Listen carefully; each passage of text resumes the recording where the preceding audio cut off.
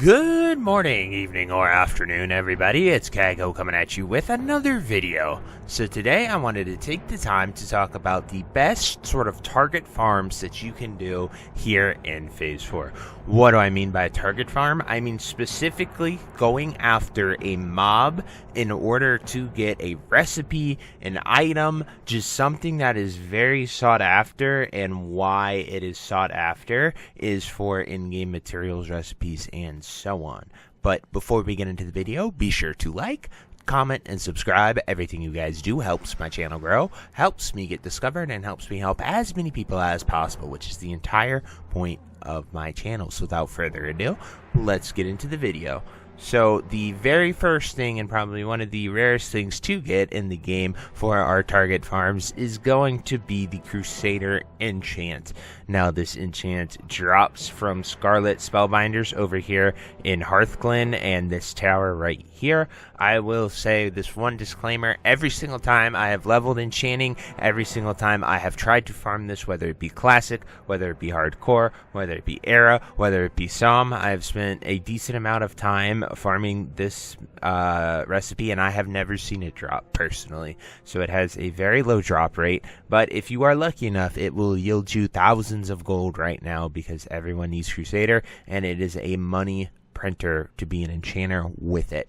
So best of luck to you if you are brave enough to go after this, as well as depending on your population for your server, this could be very, very challenging to get as well. But, you know, so go the spoils if you are willing to go after it and get it. Sometimes I've even farmed enough gold, like greens, rune cloth, and other things to make enough gold there, just raw gold, farming it, to just go ahead and buy it. That's how crazy I have been with it. Then the next one I want to talk about, this is mainly if you have the combination of tailoring and enchanting at max level. You need the tailoring to get the pattern and to learn it and to create it. But if you have that covered, you can mail these heads to your enchanter to disenchant it, whether that's, you know, one of your max level characters or Banquo. But it is going to be Wizard Weave turbans here at Corrin's Crossing right here, and they drop from the Dark Casters. So you just look around for Dark Casters here, and they have like a 2% chance to drop it. It's not too bad of a farm, but the Wizard Weave Turban is one of the best things that you are going to disenchant in the game.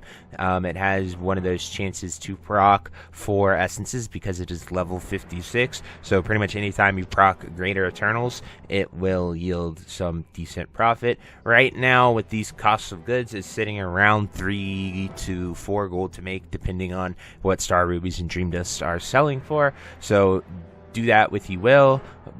If you hit Dust, you're not going to profit, but if you hit Eternals, you can get a lot of them. Another alternative to this that I've mentioned is Runeclaw Shoulders, but Ironwave Spider Silk is pretty expensive, as well as Rugged Leather, putting this at a higher cost usually than the Wizard Weave Turban. So just something you can look at and do. Next, was one of the newest items they've added into the game, and that is the Devil Core set. So it drops from the rare spawn King Crush here at Ngoro. So he is the rare spawn Devil Sword. That is the only source that I'm aware of that drops it. As well as the oozes, I believe, drop the gauntlets. I'm not too sure, I haven't gone out there, but I know King Crush drops the Devil Core legs. So it is a pain in the butt to farm, and it is heavily camped. But if you are one of the few crafters that is lucky enough to get the tag, get the kill, and get the recipe, you can make a ton of money with the Devil Core set. So best of luck to you. That one is a huge gamba, but it can definitely pay off if you're lucky. Now, the next one I want to talk about is Dire Maul North Knot's cash farming. So Knot is the goblin that you free in Dire Maul North. He is chained up by the guy that you freeze with the ice block trap if you're doing a run, and he has a cache that he drops that has some very unique and rare recipes that you can get from that. So I'm going to switch my Atlas suit over to here to sort of run down all of those things. So we have Knot's Cache. So the biggest 3 are going to be Belt of the Archmage, Chromatic Cloak, Hide of the Wild. And now these require you to have either dragon scale leatherworking, tribal leatherworking, or just simply tailoring, as well as felt cloth gloves. While these recipes are for the most part bop, if you are able to learn these, you are able to make a ton of gold with them. The only one that is actually bop is the felt cloth glove recipe. All of the epic ones are not bop, so you can get the Hide of the Wild, you can get the chromatic cloak, you can get the belt of the Archmage, and then you can sell those. I'm not entirely sure if the new versions of Hide of the Wild or the cloak are bop or not. I'll actually go to the auction house right now and check that, because they did change them. Atlas Loot is showing they are not, but I haven't really seen anyone offering to sell those, so give me one moment here for the I type C twice because I suck. We need to type that, and we will go to recipes. So the pattern for the Brilliant Chromatic Cloak is available for 300 gold, and so that is good to see. Let's see if Hide of the Wild. Yeah, that is 1,500 gold right now, but you can make a decent amount of profit. And just for fun, we'll look at the Archmage. So that is selling for 72 gold at the moment. So those are the epic patterns that you can get for farming that cache. It just requires getting the Gordok key and then going to it and clearing it. Most times when you go to a Dire Maul North tribute run, that cache is open. So like if you have a key, you farmed it, you can then go in there and get it. But usually if you're farming that, you'll probably farm it in a group and just say you'll learn it if you get the recipe. That's what I would recommend doing. Then finally, the next best things to target farm are going to be all of the greater protection potions. So I'm going to rapid fire do these off. This is really only worth doing right now if you are an alchemist and can make them, because they aren't too expensive on the AH.